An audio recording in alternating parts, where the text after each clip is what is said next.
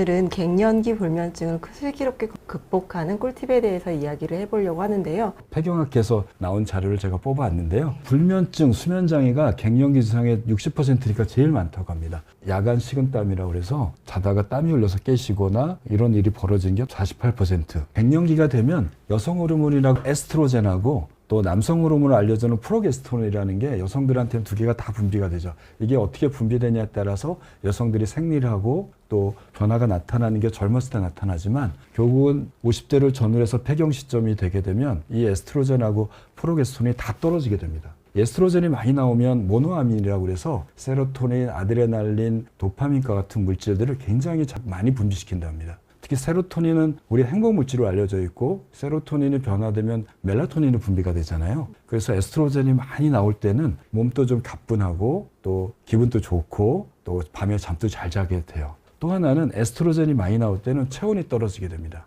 체온이 떨어져야지 우리가 잘 수 있거든요. 우리는 낮에 깨어나게 되면 햇빛을 받고 움직이면 체온이 계속 올라가요. 또 코티졸 레벨도 쭉 올라가게 됩니다. 그런데 자는 시간에 다가올수록 코티졸이 떨어지고 체온이 떨어집니다. 우리 체온이 한 2도 정도 최고 높을 때와 잘 때가 차이가 나게 되는데 한 1.5도 떨어질 때 체온이 떨어져야지 멜라토닌 분비가 시작이 돼요. 그리고 멜라토닌 분비가 되면 생체 시계를 끄는 것 외에도 다시 체온 조절 장치까지 수용체에 자극을 해서 체온을 좀 더 떨어뜨려요. 그렇게 생체 시계가 억제가 되고 체온이 떨어질 때 수면 중추가 활성화돼서 가바가 나와서 우리 뇌를 자게 하는 겁니다. 그 다음에 이제 프로게스테론은 호흡을 조절하는 혀뿌리 근육을 얘가 굉장히 자극을 해줘요. 숨 쉬는 게 굉장히 좋아지고 자다가도 무호흡증이 좀 예방되는 효과가 나타납니다. 프로게스테론 또 떨어지게 되니까 무호흡증도 잘 옵니다. 무호흡증이 없던 어머니들이 폐경이 되면서 남자들보다 더 코를 겁니다. 원래 남자가 여자들보다 코골이 무호흡증이 2대1로 많거든요.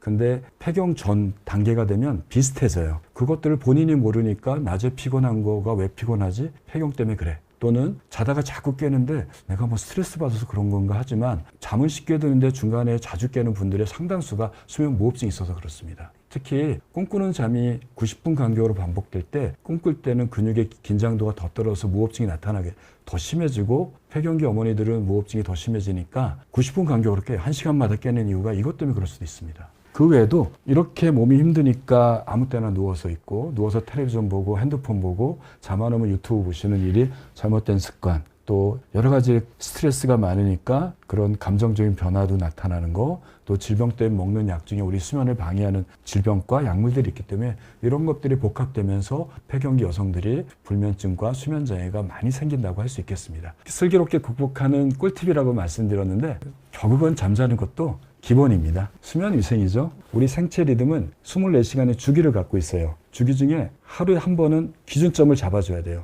그 기준점이 흔들리면 전체가 흔들립니다. 따라서 여러분들이 깰 시간을 먼저 정하세요. 7시라고 정했으면 7시간에서 8시간 전이 내가 자는 겁니다. 그러면 12시라고 하죠. 12시간 맞춰 자는 거예요. 그리고 낮잠은 20분만 자는 건 여러분들 다 아실 거고요. 세 번째는 잠을 방해하는 니코틴, 카페인, 알코올, 그리고 빛, 스마트폰 안 보셔야 됩니다. 특히 잠들기 1시간 전에는요. 나는 12시에 잘 거니까 11시부터는 스마트폰을 끄시기 바랍니다. 이거 안 해도 많은 블루라이트에 이미 노출되어 있는데 내 근접거리에서 보는 블루라이트로 차단하자는 겁니다. 소변 때문에 여성들이 방광염도 잘 생기고 요실금도 많이 생기기 때문에 자주 화장실을 가지는 일이 생기기 때문에 물을 좀 적게 드시라는 얘기입니다. 그리고 스트레스를 줄이라는 거고요. 그 다음에 이게 이제 체온 낮추는 방법인데요. 미지근한 물로 내 체온을 떨어뜨려야 돼요. 손을 대서 내 체온보다 좀 차갑다는 정도로 미지근한 물로 한 10분 정도 물을 끼얹히고 나오시면 됩니다. 두 번째는 취침 루틴을 정하는 게 중요해요. 루틴이란 건 어떤 순서대로 하는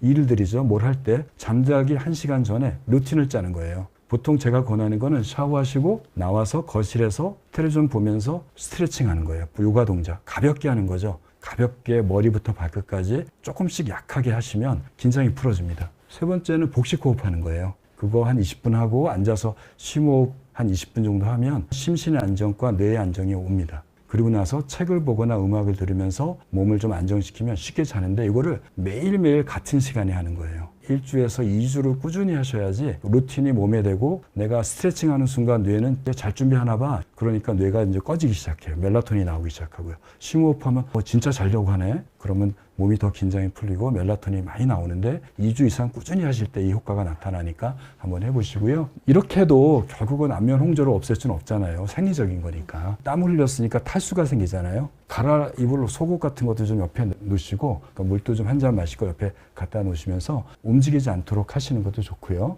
또 옷들도 좀 시원한 옷이라든지 또 면과 같은 그 흡수가 잘 되는 침구류를 유지하는 건 좋은데 이렇게 추운 겨울날 두꺼운 이불을 쓰는 건 굉장히 안 좋습니다. 열이 발산이 안 돼요.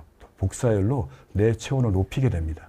그 때문에 조금 방 안의 온도를 좀 높이고 몸은 좀 가벼운 옷이나 가벼운 침구를 쓰는 게 훨씬 더 나을 수 있으니까 한번 참고해 보시고 실내 온도는 좀 서늘한 게 좋습니다. 18도에서 20도인데 이거는 방 안의 전체 온도지 에어컨의 온도가 아니라는 건 오해 없길 바라고요. 에어컨 온도로 하면 한 25도의 정도가 되겠죠. 여성들이 나이가 들면 대사율도 떨어지게 되고 살이 찔 수 있으니까 살이 찔 수 있는 음식들 피하시길 바라고 또 매운 음식이나 신음식은 우리의 교감신경 항진시켜서 체온을 높이는 자극을 줄 수 있고 안면 홍조를 악화시킬 수 있습니다. 여러분들한테 추천드릴 수 있는 거는 두부, 대두나 두유 같은 콩이 들어있는 음식을 많이 드시면 좋을 것 같아요. 이 콩이 왜 좋냐면요. 여기 에스트로겐이 많이 들어있어요. 이게 들어옴으로써 체온도 낮아지고 마음도 좀 안정이 되는 걸 볼 수 있습니다. 그다음에 마지막으로는 우리가 이제 약으로 쓸 수 있는 멜라토닌이 있죠. 멜라토닌이 우리 체온을 떨어뜨린다고 제가 말씀드렸습니다. 멜라토닌 효과가 인면의 효과가 있고 멜라토닌 수용체 1이 그렇고요. 수용체 2는 잠자는 시간을 조정해줘요. 그래서 보통